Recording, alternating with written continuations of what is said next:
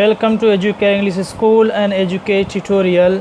बच्चों, एक्सरसाइज 7.3 का question number 13 जो इस एक्सरसाइज का लास्ट क्वेश्चन है, आज ये क्वेश्चन आपका सॉल्व हो जाएगा। उसके बाद हम लोग क्वेश्चन एक्सरसाइज 7.4 सॉल्व करेंगे और उसके अंदर हम कुछ नई चीज़ें सीखेंगे। लेकिन इससे पहले कि हम एक्सरसाइज 7.4 की बातें करें, हम सबसे पहले क्वेश्चन नंबर 13 एक्सरसाइज 7.3 का सॉल्व करते हैं और इस क्वेश्चन में देखते हैं कि एक्चुअल में दिया क्या है और करना क्या है। तो बच्चों, इसके अंदर दिया हुआ है triangle LMN is an equilateral triangle. बोल रहा है कि एक ट्राइंगल है जस्ट लाइक इधर, और वो ट्राइंगल कैसा ट्राइंगल है? इक्विलेटरल ट्राइंगल है। आप लोगों को मालूम होगा ट्राइंगल के भी टाइप होते हैं, इक्विलेटरल ट्राइंगल होता है, आइसोसेलेस ट्राइंगल और राइट एंगल ट्राइंगल होता है। तो ये इक्विलेटरल जो ट्राइंगल होता है उसकी खासियत ये होती है कि इसके सारे साइड जो होंगे, ये साइड और ये साइड सब इक्वल होते हैं, आपस में बराबर होते हैं। अब आगे क्या दिया हुआ है? LM is equal to 14 centimetre as shown in the figure. ये जो फिगर दिया हुआ है जिसके अंदर दिया हुआ, बोला LM, L से लेके M तक का जो दिया हुआ डिस्टेंस, यहाँ से मैं बना देता हूँ, यहाँ से लेकर यहाँ तक का जो दिया है वो 14 सेंटीमीटर है। जब ये इक्विलेटरल ट्राइंगल है तो ये भी आपका 14 सेंटीमीटर रहेगा, ये भी आपका 14 सेंटीमीटर रहेगा, क्योंकि वो इक्विलेटरल ट्राइंगल का खासियत क्या है कि all sides are equal. 3 sectors are drawn with vertices as centre and radius 7 centimetre. बोल रहा है कि हर वर्टाइसेस मतलब ये कॉर्नर जो है ये वर्टाइसेस है, एज अ सेंटर माना गया है, और यहाँ से रखकर 7 सेंटीमीटर का रेडियस लेकर, यहाँ से लेकर यहाँ तक 7 सेंटीमीटर का रेडियस लेकर आप आर्क लगाया गया है, एक से ड्रॉ किया गया 7 सेंटीमीटर सेक्टर ड्रॉ किया गया। यहाँ पे देखिए A से लेकर B तक का, A से लेकर C तक का, B से लेकर C तक का, सबका डिस्टेंस कितना? जैसे M से लेकर C तक का डिस्टेंस 7 सेंटीमीटर होगा, N से लेकर C तक का डिस्टेंस 7 सेंटीमीटर होगा, B से लेकर M तक का डिस्टेंस 7 सेंटीमीटर होगा, A से लेकर M तक का डिस्टेंस 7 सेंटीमीटर होगा। ऐसे ही L से लेकर A तक का डिस्टेंस 7 सेंटीमीटर, L से लेकर B तक का डिस्टेंस 7 सेंटीमीटर है। फिर फाइंड क्या करना है? सबसे पहले जो क्वेश्चन फाइंड करना है, बोल रहा है एरिया ऑफ ट्राइंगल LMN। ये जो ट्राइंगल है इस ट्राइंगल का एरिया निकालना है पहला। दूसरा निकालना है area of any one of the sector. बोल रहा है कि इसके अंदर जो 3 सेक्टर बने हैं किसी एक का आपको एरिया निकालना है।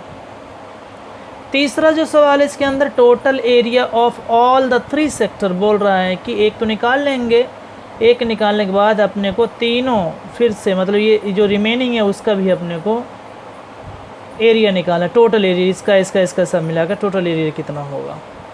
फिर फोर्थ क्वेश्चन इसी के अंदर पूछ रहा है area of the shaded reason. Shaded region मतलब ये जो अंदर जो डिज़ाइन बना है उसका एरिया क्या होगा। आपको बता दूं मैं, देखिए सबसे पहले इसका एरिया निकालना है तो जाहिर सी बात है हम पहले क्या करेंगे, पूरा का एरिया निकाल लेंगे। वेरी गुड, है ना समझ में? LMN जो ट्राइंगल उसका एरिया निकाल लेंगे, ओके।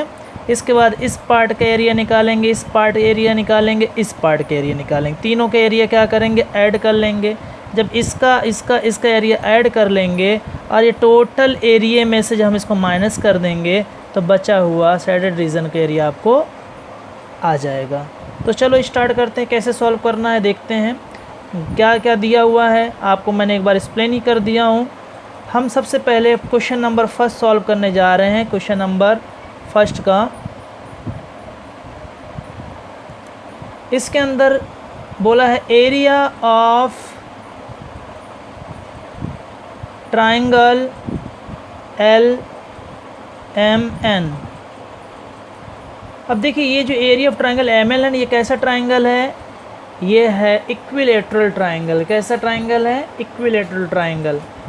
आपको बता दूं कि इक्विलेटरल ट्राइंगल का जो एरिया निकालना जाता है उसका फॉर्मूला होता क्या है, √3 अपॉन 4 इंटू साइड स्क्वायर। ये इक्विलेटरल ट्राइंगल का एरिया का फॉर्मूला है। तो हम क्या करेंगे, √3 एज इट रहने दीजिए अपॉन 4, साइड जो दिया हुआ एक्चुअल में 14 दिया है, एक का साइड 14, तो यहाँ पे स्क्वायर, इसलिए हम इसको 2 बार लिखेंगे, 14 इंटू 14। ये क्वेश्चन आपका 4 मार्क्स का क्वेश्चन है, 4 मार्क्स का क्वेश्चन है ये।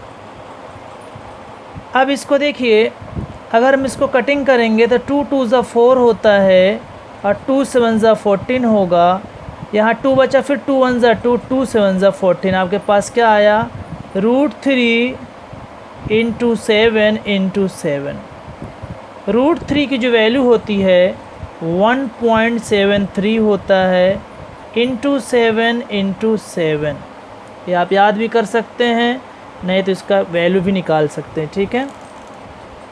ये √3 इंटू 7 इंटू 7, 1.73 इंटू 7 इंटू 7। तो ये √3 की वैल्यू मैंने रखा 1.73। अब क्या करेंगे, 1.73 इंटू 7 7 ज़ा 49। अब इधर मैं आपको मल्टीप्लिकेशन करके दिखा देता हूँ। 1.73 इंटू 49, 9 3 ज़ा 27, यहाँ 2 आया, 9 7 ज़ा 63, 63 और 2 65, 6 आया, 9 1 ज़ा 9, 9 और 6 15 हो गया, 4 3 ज़ा 12, 1 आया, 4 7 ज़ा 28, 28 1 29, 2 आया, 4 1 ज़ा 4, 4 2 6। फिर इसको हम ऐड कर लेते हैं, यहाँ 7 आया, 5 2 7 आया, और यहाँ 9 और 5 कितने होते हैं, 14, 9 5 14, 6 1 7 7 एंड 8, 84.77। ये आपका आंसर है 84.77 सेंटीमीटर स्क्वायर। ये आपका पहले पार्ट का सॉल्व हुआ।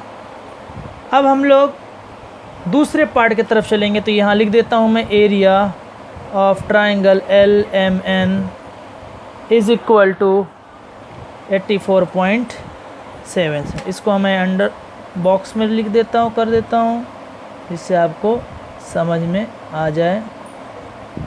देखिए मैं इधर पे पहले बता दे रहा हूँ, मैं यहाँ पे अब की बार रेडियस वगैरह नहीं लिखा हूँ, क्योंकि मैंने यहाँ पे आपको ऑलरेडी समझा दिया। LM कितना दिया वो भी लिख के दिखा दिया था, रेडियस कितना कितना है वो भी लिख के दी, इसलिए मैंने यहाँ पे रेडियस वगैरह नहीं लिखा हूँ। आप चाहो तो लिख भी सकते हो, ठीक है। मैं इसको डायरेक्ट सॉल्व कर रहा हूँ। इसी का दूसरा क्वेश्चन है। दूसरा क्वेश्चन में क्या बोल रहा है, area of any one of the sector. देखिए अगर इसके अंदर 3 सेक्टर है, हम कोई भी एक सेक्टर ले सकते हैं। अगर हम इस सेक्टर की बात करें तो क्या बनेगा, MAC। इस सेक्टर की बात करेंगे LAB। इस सेक्टर की बात करेंगे तो आपका हो जाएगा NC या BC, ठीक है। और एक बात याद रखना कि इक्विलेटरल ट्राइंगल है, इसलिए हर एंगल कितना होगा, 60 डिग्री होगा। हर एंगल 60 डिग्री होगा, क्योंकि इक्विलेटरल ट्राइंगल है। तो अब हम बात करते हैं सेकंड क्वेश्चन के लिए। लिखते हैं, फॉर सेक्टर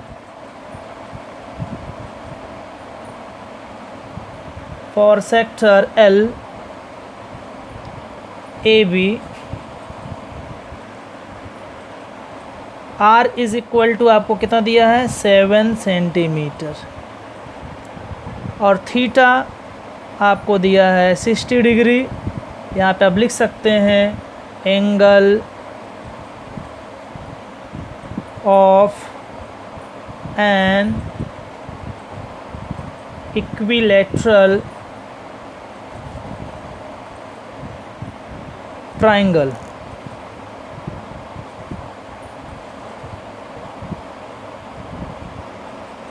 ठीक है। तो अब सीधा हम फॉर्मूला लिखते हैं यहाँ पे, area of sector LAB is equal to, क्या है formula, theta upon 360 into pi R square. तो थीटा हमने कितना रखा, 60 डिग्री, और ये नीचे 360, पाई की वैल्यू हम ले सकते हैं 22/7 इंटू रेडियस आपका 7 इंटू 7। अब देखिए ये 0 से 0 कैंसल, 7 से 7 कैंसल। अब यहाँ पे देखिए 6 1 ज़ा 6, 6 6 ज़ा 36, आपके पास क्या आया 22 इंटू 7 बचा, नीचे आप क्या आया 6 सिर्फ आया। फिर इसी को हम एक स्टेप और लिख सकते हैं आगे,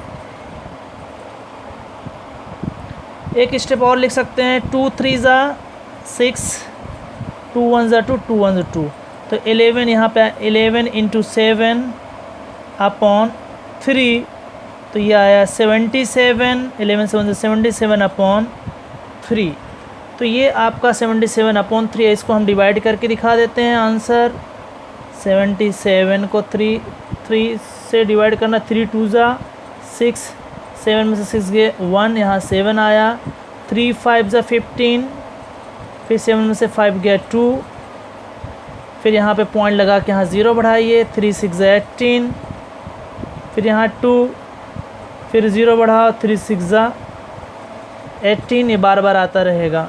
तो इसको देखिए मैंने पहले बताया था कि अगर यहाँ पे कोई नंबर 4 से बड़ा हो और बार बार आता हो पॉइंट के बाद, अगर एक पॉइंट हटाना, एक कोई नंबर हटाना है, तो अगर बाजू वाले में क्या करते हैं, एक ऐड हो जाता है। तो यहाँ पे हम लिख सकते हैं ऐसा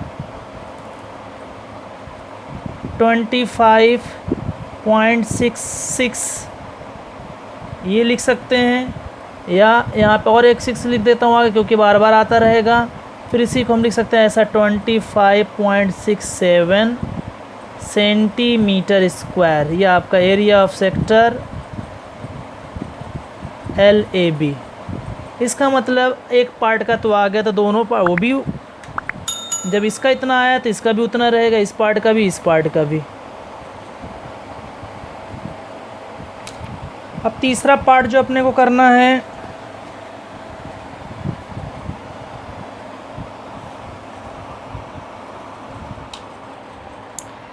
तीसरा पार्ट जो करना है, इसका बोल रहा है कि तीनों का निकालना है। तो हम यहाँ लिखेंगे क्या, फॉर ऑल 3 सेक्टर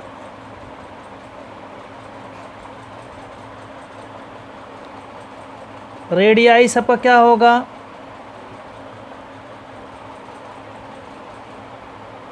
सेम होगा, radii and central angle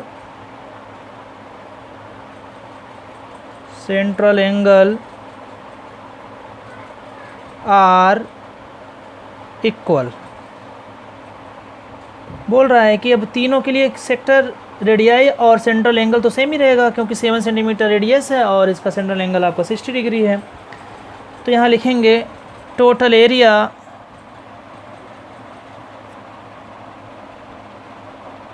of 3 sector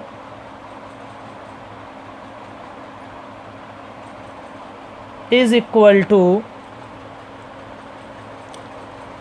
एक का आया था अपने पास 3 into area of sector ALB, एक पार्ट का निकाले थे हम लोग, तो कितना आया था 77/3। तो यहाँ लिख सकते हैं 3 इंटू 77/3। एक बार दिखा दूँ मैं आपको,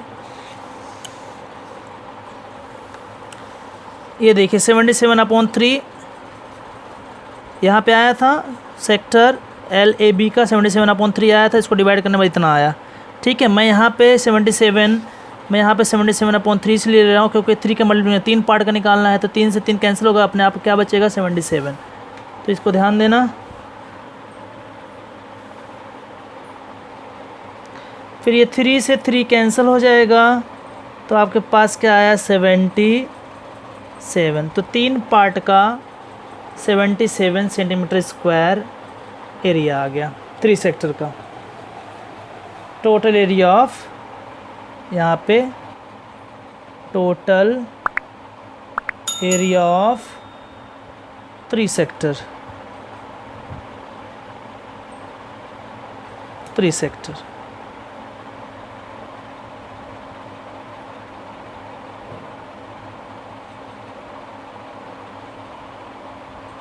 ये आया। अब फोर्थ में जो अपने को सॉल्व करना है, फोर्थ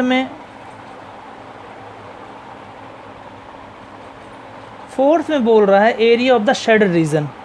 तो मैंने आपको बताया था area of shaded reason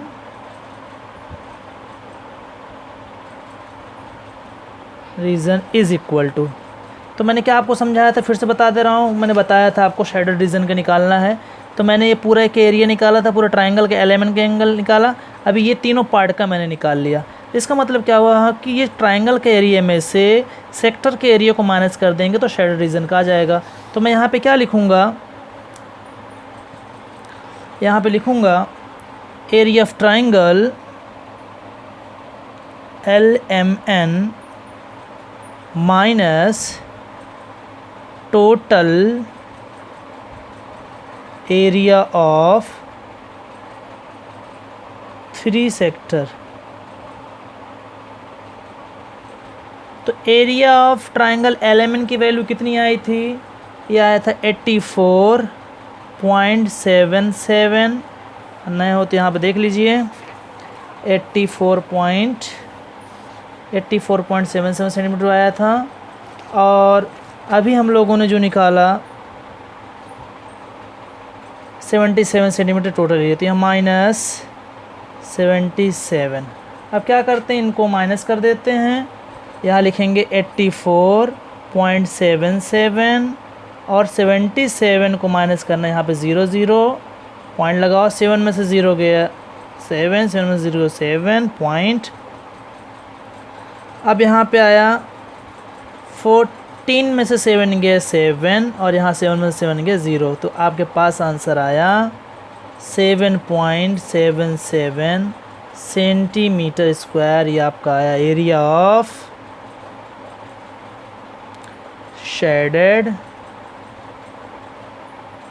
reason. ये आपका फाइनल आंसर है।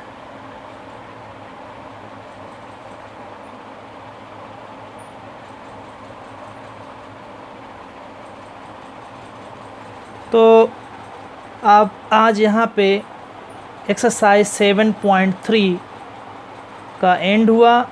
अब हम लोग नेक्स्ट लेक्चर में देखेंगे एक्सरसाइज 7.4 में कुछ नए फॉर्मूले के साथ में और कुछ नए टेक्निक के साथ में, उसको भी सॉल्व करेंगे 7.4 नेक्स्ट लेक्चर में। Thank you.